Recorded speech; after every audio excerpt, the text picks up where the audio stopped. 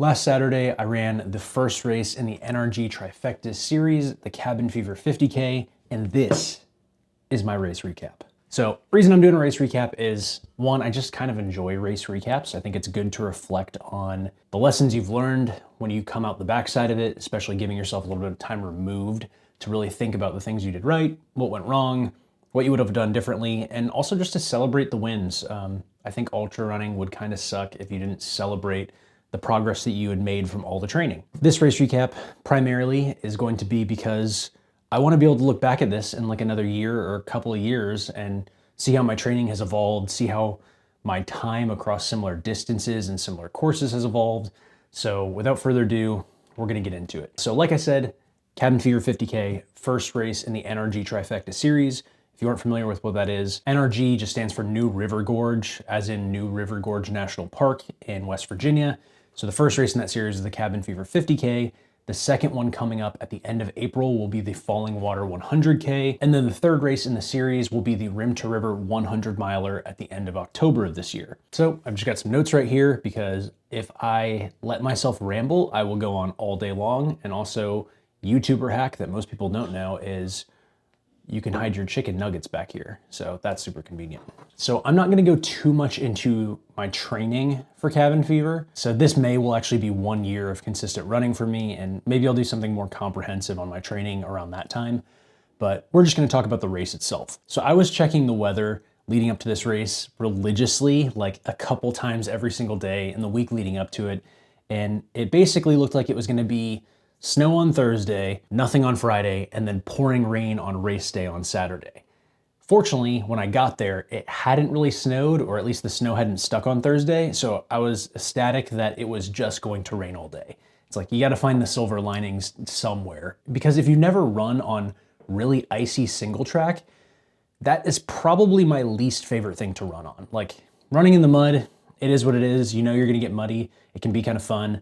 But running on ice while it's pouring just sounded terrible to me, because this race for me, it kind of felt like I was stamping my mark on the ultra running community. I know we'll get into my time and stuff like that later on, and it's not like I had the world's most impressive time, but for me, my last 50K, well, not an official 50K, but August of 2024, about 7 months ago, I did my first ultra marathon, which was a 12-hour fixed time event. And to get to 50K during that 12-hour event, it took me 9 hours and 33 minutes. So I was doing everything in my power to get down below sub 5:30 on this one. I would have loved sub 5 hours even, but I mean, that was definitely a stretch. Less rain, a little bit more planning in certain areas. Maybe I could have done it, but we'll get to that part. So one of the best parts about the ultra running community is the people. I tend to not like being around a lot of people, but there's just something about being around a bunch of people that are all there on that same day and share a common goal of racing hard or challenging themselves in some way. So I feel like in that kind of, setting, it's pretty easy to find people that I can relate to really well. And it also kind of just helps you get out of the whole frame of like race nerves, which I don't think race nerves are necessarily a bad thing. I think they have their place, and I think being just a little bit anxious shows that you care, because there is this balance between anxiousness and excitedness, but getting to talk to other people that are about to be out there with you, just head down, grinding it out for a couple of hours, it makes you feel a little bit less alone in the daunting task that's coming up. 15 minutes before the race started, it starts drizzling, and it didn't stop all day. There was literally a flood warning halfway through the race. It started downpouring. I almost couldn't get back to my hotel at the end of the night because I had to go through this valley where it was just so low-lying that eventually all the houses in that area flooded too. So just to set the expectations of what that day looked like, it poured all day. So 5 minutes to the start, I walk outside, everyone else starts coming outside, and it kind of finally started to set in on me. I had done so much preparing for this race. I had poured my heart and soul into the last 7 months of training. I had an amazing coach that helped me get to where I was, get me there healthy above all else. Because if you've been following along for a while, you know that I got injured right before my last race and ran it anyways. But getting me there healthy, getting me there the fittest I have ever been in my life for running. I was strong, and I was, dare I say, a little bit confident actually, which is a good feeling to have, being prepared and confident. My mantra kind of, when I came up to the start line, what I kept telling myself is just one easy step at a time, like nice conservative racing. I have a tendency to go out pretty hot on a lot of even my training runs, my goodness. So I go out too hot and I burn up fast. And these past 6 or 7 months of training have really been me learning how to be more conservative, more responsible, which ultimately ends up making you faster in the long run anyways. So I started kind of towards maybe somewhere right around the front of the back of the pack if you were to divide all the racers into 3 sections. You know, there's nothing that quite compares to the race director getting in front of the arches and hyping everybody up and counting down, and all the spectators and all the other racers that are there counting down, and you just hear 5, 4, 3, 2, 1, and then the gun goes off, cheers erupt, and it's like you can feel that tension that was in the air. It's like tension so thick you can almost cut it with a knife. It's like it all evaporates because it goes from the experience of feeling the start line immediately just sucks you back in, and you realize like, okay, the moment's here, I've got a job to do. Let's get this work done. And that is where I tend to immediately go out way too hot, but I did a good job this time.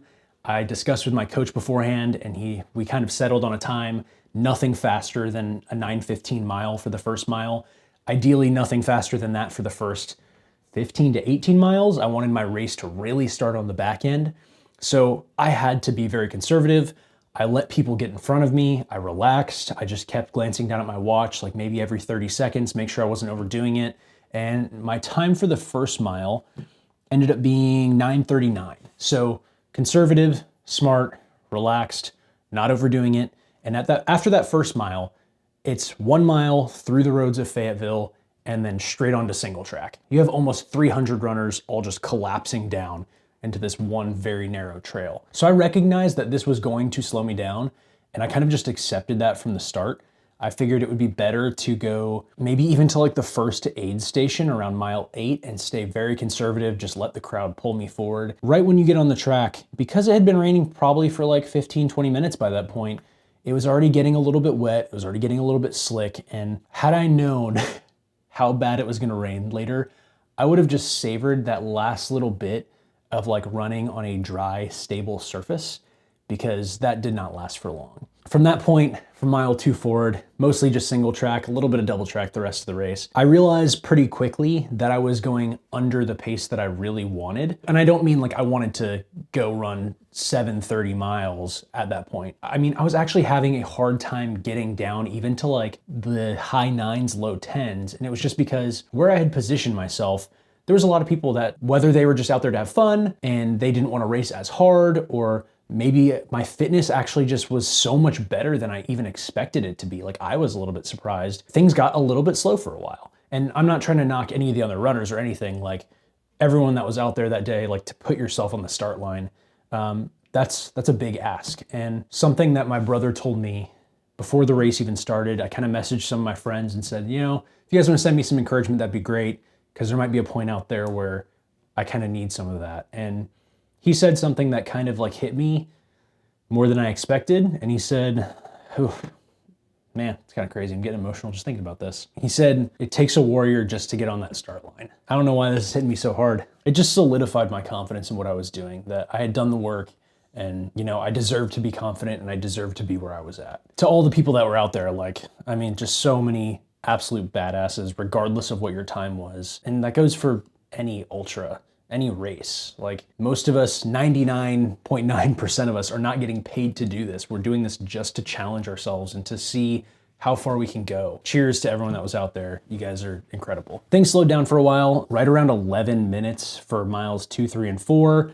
And that was about the point where I wanted to start making some passes. It's one thing to race conservatively, but it's another thing to undersell yourself in a race. I told myself that, you know, I don't love getting out of my comfort zone in terms of like social aspects. So I wasn't super stoked on having to like verbalize that I was passing people. I kind of adopted this mindset on the fly. I just realized like today I'm going to be a caricature of myself. It is not Christian that is out there racing. It is this different version that like he only comes out when he races and he's allowed to be aggressive and he's allowed to push himself. I was allowed to advocate for myself a little more. So I started doing this thing that I just on the fly called hunt and pull. Every time I came up to one of these trains of, sometimes it was just 2 or 3 runners, sometimes it was as much as like 14 runners, all just stacked together. I would allow the group to pull me forward and I would just sit on the heels of the last person and let their momentum carry me forward, where I could just kind of turn off my brain a little bit and assess what was going on. And I would hunt for a spot to pass on the single track.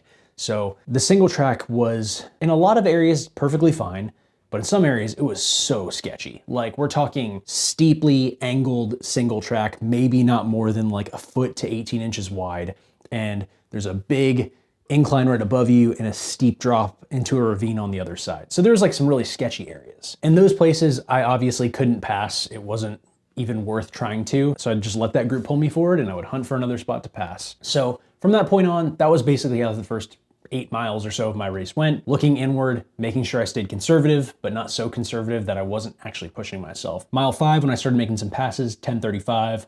Mile 6, 10:44. Mile 7, 9:55. So finally getting some room to run again as the race continued to spread out. And then coming into the first aid station at mile 8, 10:12. And that is also because the one thing I didn't do that I regret is not lapping my watch when I came into an aid station.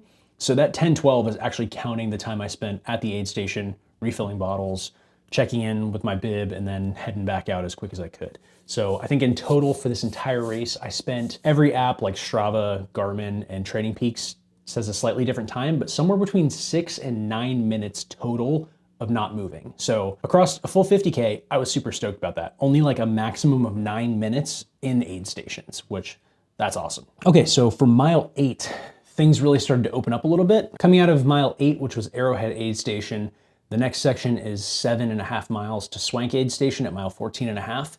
And the nice part about that section is right when you leave the aid station, it opened up into double track. So everyone had room to spread out. They had room to pass if they wanted to, or if they were taking a break to walk and refuel or whatever they had to do, they could do that there. I feel like at that point, I really started to run the race the way I wanted to. It was also at that point that it narrowed down to single track temporarily. I passed some people and I realized that there was this guy on my heels and turned out his name was Will. We started chatting. I think he had a very similar race plan to what I did. We would get pulled by a group in the single track sections, and as soon as it opened up, we would shoot past. The miles pass a lot faster when you have good conversation and just someone who is cool and good vibes out there with you. So I shared a lot of miles with Will out there, probably from around mile 8 or 9 to almost actually through the next aid station. So for a little while we were running, and he just said he was trying to catch up to his wife. And I figured when we got up to her, he'd probably chill and run with her. But a couple miles later, we catch up to her, and I assume that's the last I'm gonna see of Will, but then he's right back on my heels and we're running and chatting and having a good time. So Will definitely made that section of the race a lot more fun, so thanks. Because by that point it was starting to downpour and it was starting to get way more wet and way more muddy. And let's see, we had mile 9, 9:19, mile 10, 10:19, mile 11, 10:27, mile 12, 10:33, mile 13, 10:04. So I mean, you can see that these paces are definitely better than the 11s that I was doing early on, and really just kind of grooving through things. So this race had about 3,200 feet of elevation gain, and I wanna say it was like 3,800, if I'm not mistaken, of elevation loss. It was a net downhill race, may have even been closer to about 4,000 feet of loss. So the midsection of the race, very fast race. I was really starting to run the race that I wanted in that midsection as things really spread out more. And then mile 14, 10:23, again, that was where Swank Aid Station was at. I didn't lap my watch. I wish I would have, because I would have had a more accurate idea of my moving pace over the course of the race, but it is what it is, doesn't really matter. And around that point, as you can see, mile 15, I ran a 9:36. That is right where you see that first steep drop off. On a dry day, that would have been amazing. Like, you could have gone flying down that as fast as you wanted, as fast as your legs and gravity could carry you. That area was just a muddy water slide. And I was doing everything I could to stay on my feet. I kind of got in with a pack of 3 or 4 other guys and was trying to stay steady. We were all just sliding all over the place. And when we finally got to the bottom, we all just kind of looked at each other and laughed, like, at just how ridiculous that section was. Because you could have, if there wasn't so many rocks, you literally could have just slid down on your chest, because The water was just flowing right down the midsection really hard. And by that point, I was completely soaked to the bone. Like, stepping in water made no difference to me because every inch of me was soaked. Every inch of the course out there was soaked. So kind of things leveled out past that point. We had a 10:19 at 16 minutes, a 10:11 at 17 minutes. I told myself that at mile 18 was when I was allowed to like really start burning matches. Like, that was when, for me, the race began.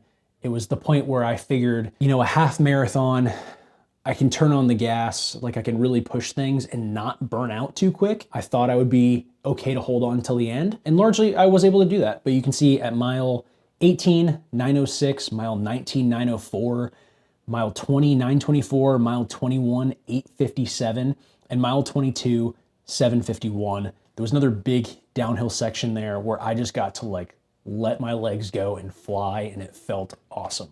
I really have to shout out everyone that was at the mile 22 Fayetteville aid station, because the volunteers at this race were top tier. They were next level. At all the aid stations, they were just like coming out into the rain to meet us, grabbing bottles, refilling everything, getting you moving as fast as you wanted to go again. And that was a big part about why I had such little aid station time, is it was because the volunteers were so stoked to be there. And something that I truly believe, and I feel like was shown to the greatest extent at this race, is most ultra runners would truly give the shirt off their back or their last gel to see someone accomplish the goal that they want. And that was the mentality across the board here. All of the other runners, if they pass me or I pass them, everyone's just hyping each other up. You know, if someone's doubled over towards the end of the race and they're really struggling, everyone coming by is hyping them up like, you got this, man, keep pushing. Like, those are the kinds of moments and those are the kinds of races that I live for, because it's like a testament to the human spirit. No matter how hard you're pushing, when you have someone else that's out there with you, struggling along and suffering alongside with you, when they're the ones encouraging you, it just comes off different. It's one thing to have someone send you a message or something like that from home, like, don't worry, you got this, you know, you're prepared, you can do this, which, I mean, that's fantastic. But when it's the person next to you down in the arena, the one that's also struggling, there is this misconception, I think, that taking the time away from yourself and giving that energy to someone else, it's not a zero-sum game is what I'm trying to say. Like, someone running by me when I'm struggling and them being like, hey man, you're doing awesome, keep pushing. That doesn't take away from them. I think it actually does the opposite for everyone involved. You know, I'm getting that encouragement and I'm like, maybe I can do this. It's just a rough patch, but I can keep going. And I think when you give more of that love and you give more of that encouragement, it fills your cup too. Everyone out there that I saw that I encouraged, and it was just the longer the race went on, the more it went from, hey man, good job, keep crushing it, to like me getting like outright stoked and like yelling to people, like clapping as I ran by, super hyped for them, like, keep pushing, you're so close, you got this, let's go man, keep pushing. And it was like, the more I encouraged people, the more hyped I got, the more energy I had. And I think there is that misconception that there's some sort of like zero-sum game, like if I give to you, then I have less. And that is not true at all. Like, the more you give, it's like the whole pie gets bigger for everyone. I don't know if that makes sense or if I'm just rambling right now, but that's just the way I see it. So coming into Fayetteville aid station at mile 22, like, the vibes were high. Everyone there was stoked. This guy comes out dressed like a knight from Monty Python and the Search for the Holy Grail, complete with like the coconuts around his neck that he was clapping with to make like the hoof sounds. He comes walking straight into the pouring rain. Some old dude walks out into the pouring rain too. This guy wasn't wearing like a rain jacket or anything, but he's just like hyping me up. The knight grabs my bottles because I was trying to get him out and my thumbs weren't working because my hands were frozen. It was like in the 30s that day. And he's like, oh man, your fingers aren't working. He just like rips my stuff out for me. He's like, what do you want? Water, electrolytes? I got you. Like, so quick, gets everything good, grabs my drop bag for me, helps me out. He's about to send me on my way. The old dude puts his hand on my shoulder and like looks me dead in the eye, like into my soul, and goes, you have one more big climb after this and then you're home free. Just hang in there, you got this. And those words are very simple, but this guy looked me dead into my soul and he said it with such conviction. In that moment, I believed like anything was possible. You know, I was about to go crush this uphill because this guy believed in me more than I believed in myself. And at that moment, I just needed it. So I start heading out. You get to cross the New River at this portion and you're just in the shadow of the New River Gorge Bridge. It's beautiful. And everything out there, it's still winter. Everything out there was dead. So I'm gonna get to run this again in the spring and in the fall. And this area of the country is just so beautiful.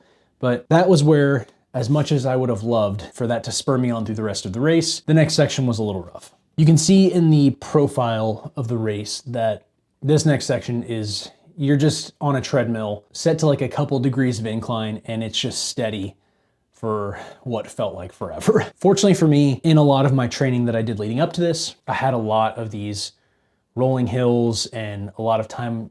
It's pretty flat in Eastern Maryland, but on a treadmill getting incline in, and that really saved me for that section of the course. I was able to mostly run up this entire thing, obviously at a very slow pace. I think for this mile, I did it in 11:54, but grade adjusted, it was 9:43. So I am super stoked about that, because that was where I started really picking a lot of people off. You know, by this point, I had worked my way up towards what to me kind of felt like closer to the front end of the mid pack. I mean, I guess it depends on how you define all that. If you say the front pack is like the top 10 people, then no, I wasn't close to the front, but that's beside the point. I felt like at this point and this time in the race, I was with a lot of other really strong runners. People that were doing a very good job of holding me off and not just letting me blow by them and like keep going. Most of the people in this section, they would hear me coming, glance over their shoulder while we're going up this fire road, and they would start going, and they would push as hard as they could. And, you know, I was just having a great day. I was able to catch most of those people on that incline,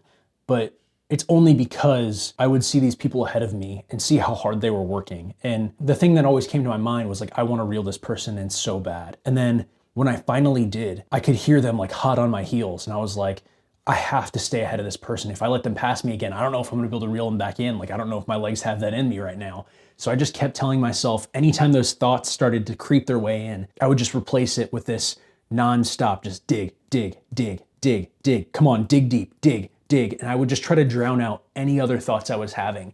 And that really helped me out at that point. Like it really, I mean, by that point, my hamstrings were feeling pretty rough. My lower back was locking up on me pretty bad. What I usually do when I'm training is I'll start to let those thoughts like fester a little bit. I'll be like, oh man, well, later on, I'm gonna have to stretch this out a little bit more and make sure I eat enough. And like, I'll have to focus on this, you know, part, like my lower back or whatever, a little bit extra while I'm foam rolling. I just refused to let any of those thoughts even creep in. So the second I was like, oh, my lower back, I was like, no, dig, dig. We're racing right now. We have to dig. It'll be over soon. Just dig. The faster you get there, the faster it's over. And I would just pushed all those thoughts as hard as I could out of the way. Maybe that's my version of the pain cave. I don't really know. It worked for me that day. We'll see if that plays out the same in the future. I think the point I was trying to make is the competition is what makes you stronger, at least for me. If it weren't for the fact that at that section of the race, there were so many people pushing so hard, I don't know if I would have been as motivated to push as hard as I did. When I would see someone out in front of me, I would do everything I could to get up to them. On the occasional time that someone would go around a bend and when I got there, they were already around the next one, I couldn't see them. It was a little bit demoralizing. It was like hard to find something mentally to help, you know, reel myself forward faster. Through that section of the race, we had mile 23, like I said, 11:54, a little bit slow on that uphill. As things started to level back out again, mile 24, 10:18, mile 25, 9:47. There was a big road downhill section here that I was kind of cooking on. It felt good. And then I kind of started to hit a little bit of a hard wall around this point. Mile 26, 12 minutes, mile 27, 11:53, and mile 28, 11:09. I think this section is where the rain had the biggest effect for me. By this point, I'd been soaked for hours, and most of the trails, you either had to be on the very thin edge of the trail or you just had to plow straight through the puddles. And I decided to just plow straight through the puddles. I was like, my feet are already soaked. They're not gonna be any more soaked if I just plow through this puddle. Someone even asked me at one point in this section, they're like, man, you must be kind of wet. And I was like, in my head, I didn't say this out loud, but I was like, yeah, no shit. We've been getting poured on for like 4.5 hours. You know, it is what it is. And at this point, there was also a waterfall crossing. I don't know if that waterfall was supposed to be there. It was not mentioned anywhere. No one talked about it beforehand. And I kind of got there along with a couple of other runners and all of us just like stopped and looked at it for a second. We were like, what is the best way to do this? So the couple of people in front stepped off to the side and they were like, we're gonna let these guys go first. So I just plowed straight through it. The water went up almost to my knee.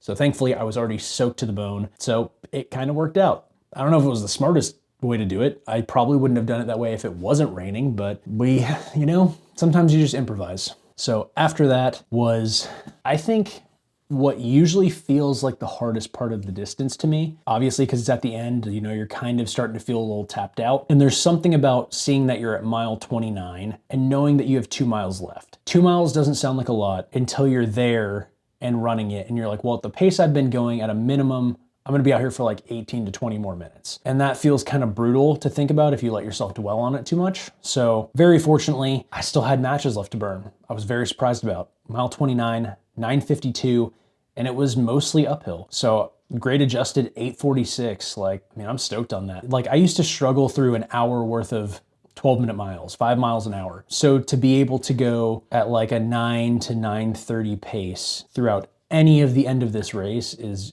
such a big win in my book. Mile 30, 8:55.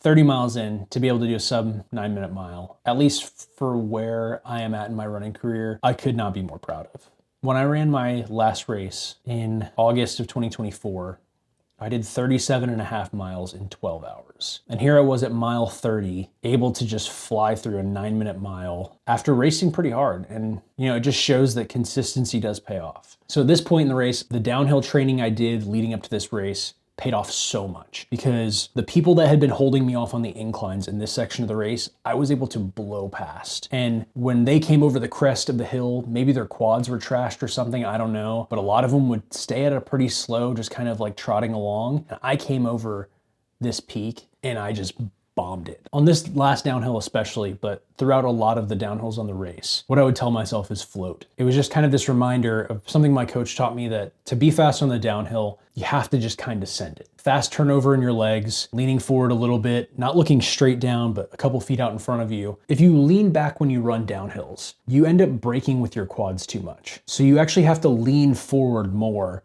and just commit to going downhill. And this is a trick I learned from my coach, who is a much more experienced and faster runner than I am. And he learned it from someone who has been in the sport a lot longer than him. So I'm kind of just taking this word as gospel at this point. It worked for me. I used to be pretty slow on the downhills, and now I am very fast, or what feels fast to me on the downhills, but it feels a lot more dangerous. So you really have to be focused, especially when it's super muddy out there. But every uphill, it was just dig, dig, dig. Every downhill is float, float, float. And I just kept telling myself that. Coming flying down this one, 8:55, mile 31. It's a 10-minute mile. Oh, I guess I actually missed there was an aid station in there somewhere, like around mile 29, but it was unmanned. It was just water. Mile 31, 10-minute mile, a little bit of up and down, 9:09 adjusted pace. So that actually seems pretty spot on. Okay. And then the last 0.45 miles. This was terrible.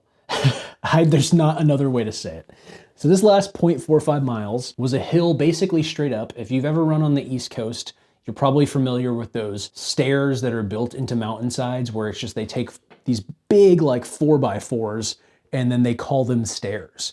That's all this was. This last 0.45 miles took me 18 minutes and 9 seconds. Grade adjusted, it was like a 10-minute mile, but I pushed with everything I had left in my legs at this point, and I could not catch up to the person in front of me. And some of the people I'd passed actually started gaining on me. And I was frantic, borderline frantic, because I had pushed so hard to get to this point, to stay and like hold my position where I was at, that it crushed me to be getting like, I was just so smoked. And this is one of the things that I'm going to be focusing on a lot in this training leading up to my next race, is the durability to push hard on big uphills like this, the deeper it gets into the race. You know, making sure those power hiking muscles are still strong, even though I would like to run as much as possible. So from the top of that hill, which took an eternity, there was one little stretch, maybe a couple 100-meter sprint through the arches, and I just dumped the tank. I ended up passing that last person, but not that it really mattered. It was more just, I wanted to make sure that the tank was empty when I got through the finish line. I came through the arches and I just let out like a huge, like, let's go, just like so hyped, fist bumped the race director. The people who are already there, you know, clapping and cheering for the finishers. Didn't know a single person there, but still you get this encouragement and this social warm embrace, because people know what you've just been through, because they just went through it too. And whether you're really fast in an ultra or really slow, we all feel roughly the same things. We all go through very similar struggles. That's why I ended up staying and hanging out at the finish line for like 2.5 more hours after that, and just getting to watch people come in, meet other runners, cheer people on. That person that I passed at the very end seemed perfectly fine, but I was shivering profusely. I could not move. I was absolutely cooked, and that's what I wanted. I wanted to know that I left everything out there that day. And so I told you, August 2024, 9:33 for my 50K, last Saturday, 5 hours, 33 minutes, and 45 seconds. 4-hour PR in a race, and I could not be more stoked. I would have loved to get under 5:30. I think technically, because a 50K is shorter than 31.45 miles, maybe I technically hit that. That last 18-minute uphill really killed my time, but I'm still so happy about it. You know, torrential downpouring, waterfalls, mud almost up to my knees in some places. I couldn't be happier with that time.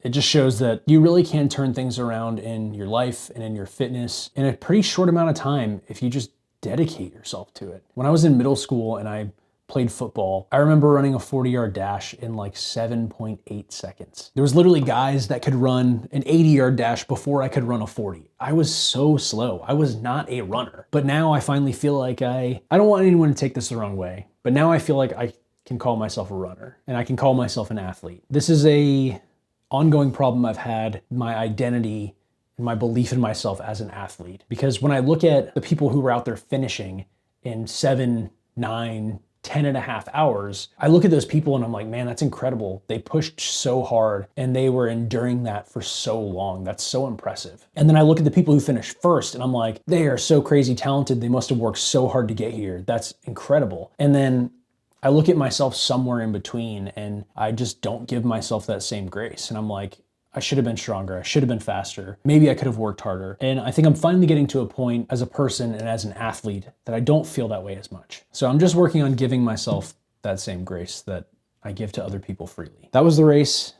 It was incredible. I loved every second of it. I can't wait to get back out there for my 100K in April. Some other things people might be curious about in terms of fueling and nutrition. I did about a liter of water every hour and I did 90 grams of carbs every hour and I stayed steady on that. I'm a high carb-ish runner. I've tried low carb.